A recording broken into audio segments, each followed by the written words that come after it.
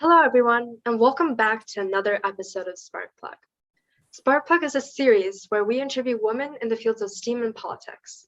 Today, we'll be interviewing Ms. Kuppa, a member of the House of Representatives from Michigan. I'm Versha, team captain, main engineers, and lead for public relations. Hi, my name is Swati, and I'm the lead of hardware. Before we get started, could you tell us a bit about yourself and what you do? Sure. My name is Padma Kuppa. I'm the state representative for Troy and Clawson, Michigan's 41st district. I've been serving the community since I moved here. I'm an engineer. My parents came here to study when I was a child. And so when we moved back to India, I also studied in a profession that would bring me back. And so I'm an engineer. I went into a STEAM profession because I was good at math and I liked it. And so I came back to go to graduate school. And then obviously the automotive industry here in Michigan attracted me once I had kids. I got married and had kids. My husband and I both moved to Michigan. I got my green card in New York, but I got my citizenship in Michigan. And so once I got involved in the PTA and also in local civic organizations, people started asking me to run for office. And I was like, what would I do? I didn't study politics, right? And so I never really thought about it until 2017, when I used to actually go to Lansing to advocate against education funding cuts when my kids were in school, because I think public education is one of the most basic rights as an American, and every child having access to opportunity requires that you provide everybody equitable, quality education, public education. And so I had seen what it was like in India. And so I decided to run for office in 2017, figured out what I needed to do. And then in 2018, I quit my job and I executed the plan. I was a project manager in IT for automotive, worked on global projects, and so brought a lot of that experience. But I also did a lot of interfaith work. And so that became part of my volunteer base as well, like a lot of the people that I knew around the community. And so they helped. And so since I've been in office, which was in the beginning of 2019, not only did I have to run for re-election last year, I also have been involved in a lot of different initiatives, and something that you might find interesting, which is that I am very active in promoting EV infrastructure in our state. So you talked about going into engineering. Was there any kind of clubs that made you want to go into engineering? Yes, when I was in elementary school, my teacher, Mr. Heron, had something called an aerospace club. And so I was the only girl in the aerospace club, but I liked what he was doing. In his spare time, his hobby was to be a pilot. And so he used to teach us a lot of things about being a pilot and about aerospace engineering. And that's actually how a teacher in elementary school nurtured my interest in things that move. So you have a mechanical engineering degree. So was there any particular reason that you chose to go into mechanical engineering? Yeah, so when I was in India, I was considered a non-local, sort of like when you're here and you go to school out of state. I was out of country, right? Because I had done most of my high school, until the last 2 years of high school, I had studied here in the United States from kindergarten through 10th grade. And so I got into a college which is known now as NIT, but back in the day it was Regional Engineering College. And at the Regional Engineering College, you could get into a branch based on your rank. And computer science, this was in 1984, computer science was the most popular. And I didn't get a high enough rank because I was a non-local, because I got less, even though I got a really high rank. At that time, they didn't have reservations for girls. Like, they wanted to encourage girls, and so they would give them a boost. That didn't happen either. And so I got into the Regional Engineering College, I think in chemical engineering, but I did really well in my first year. And so they offered me an opportunity to change my branch. Now, in first year, we got to study the basics of mechanical sciences and mechanical engineering and the basics of electrical and electronics engineering. And of the two, I really liked the things that you could see and move. And so that's how I ended up in mechanical engineering, that it was much more visible. And I became the first woman to do mechanical engineering in that college ever in the history. That sounds amazing. Have you ever faced any struggles in general or as a woman in STEAM? So I talked about what happened when I went into class. First of all, there were only 9 of us in the whole graduating class out of 250 in my class of the year that we entered. So when I went in to the mechanical engineering classroom, we had our own classroom and the teachers would move around. And so the teachers would come and go depending on what subject. And so people started throwing, one of my professors made me come sit up in the front, and I could feel people throwing chalk at me when the professor's back was turned. And so I actually confronted my classmates. I waited until everybody left the classroom. And then as a couple of people that I knew were leaving, I stopped them and I said, "Hey, did you notice that people were throwing chalk at me?" I was like, "We're not in kindergarten. We don't need to throw chalk. We're in college."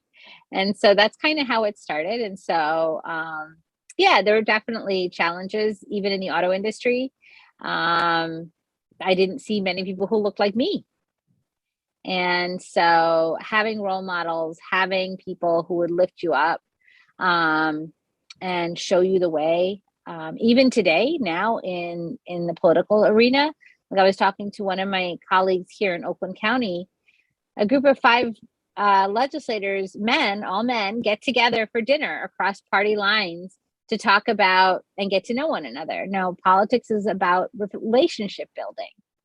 There is no one that has done that with women, because women are all busy trying to go home and take care of their kids, and it's not as easy. And so I think that that's something that definitely it's an issue for women more than men, because these are professions that they haven't seen as many of us in it. And so navigating those spaces is harder. Did you face any setbacks while going into STEAM specifically? I don't know. I mean, I kind of explained what happened when I was in engineering. So yeah, I mean, there's always challenges when you don't have neither of my parents are engineers. So I had nobody else but myself and my teachers to rely on. Like if you have a parent who's a doctor and you go into medical school, they can kind of help guide you and they know how it works. But when your mom's a biologist and your dad's an English professor, they don't know how to help you when you're an engineer. So yeah. Did you have any other inspirational figures growing up, like a teacher that really helped you? Yeah, so we had a professor who is the head of the metallurgy department, and he was really good because he would always take me under his wing, Professor Balakrishna. And just a lot of professors. My math teacher, she was, and when I finished my 2 years in high school in India, she was really Jayashree Madam. She was very, very helpful. And then throughout my career, I've had other women who have helped me, and even some men, right? Like who've lifted me up.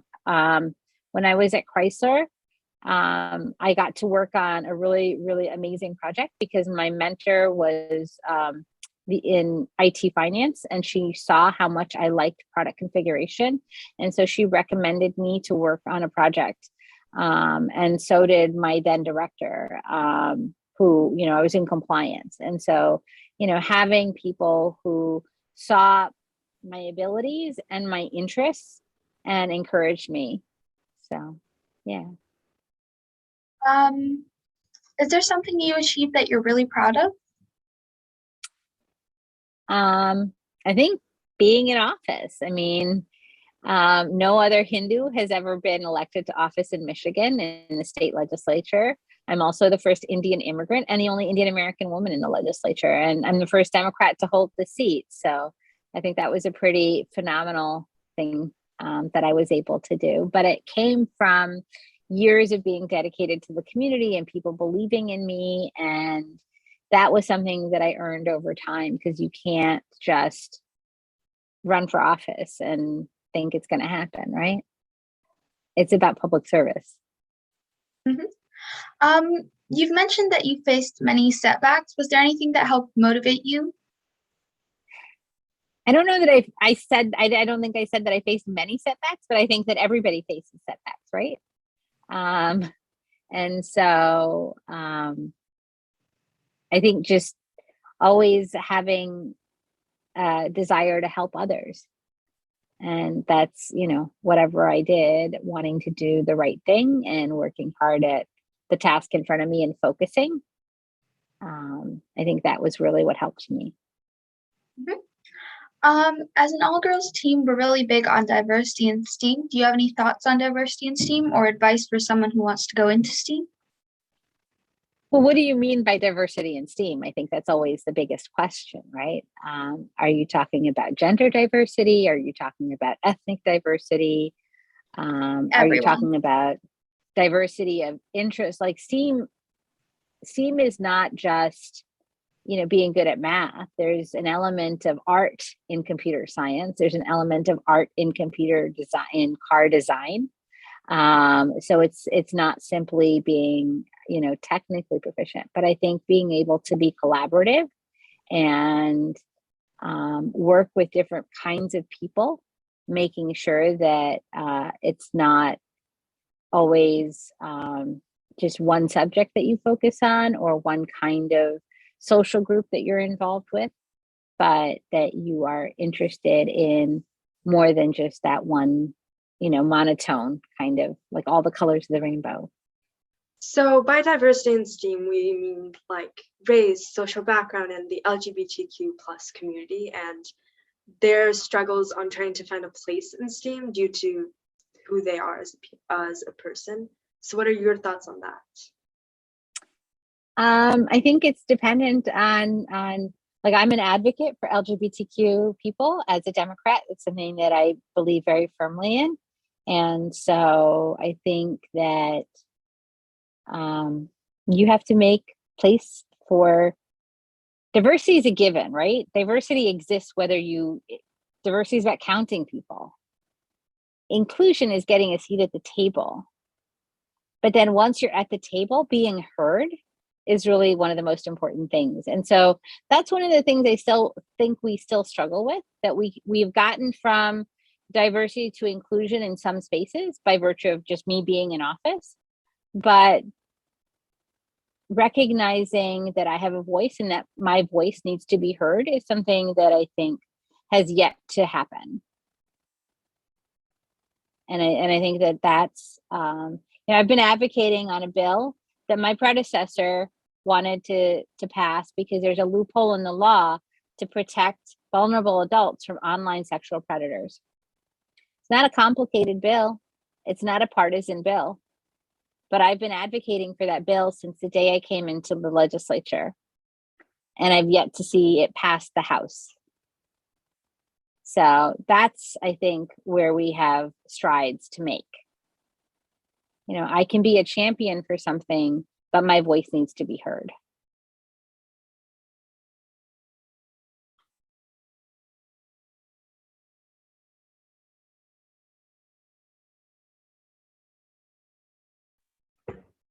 So thank you, Ms. Kuppa, for your time today, from talking to us about your previous experiences and for your pieces of advice. Before we sign off, do you have any questions for our team? How do you support LGBTQ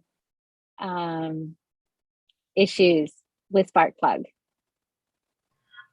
So we actually did a bake sale a while back and donated it to the American Lesbian Society. And we also like to, promote everyone and bring up everyone, no matter their identity or race. And we try and encourage everyone to go not only into the fields of STEAM or just like whatever they want. We've also tried to use Sparkplug as a way to promote our Project South Africa project, and using a few of the people we've gotten ties with through Sparkplug who are also willing to help us mentor a team we started in South Africa. So it's been going quite well. Okay. Do you work with any groups, say in Pontiac? I'm assuming that you're here in Oakland County. We do actually have a first base team in Pontiac that we're mentoring, kind of, so we can be a little bit more hands-on than virtually. Yeah. Yeah, there are a lot of people in my own community in Troy and Clawson.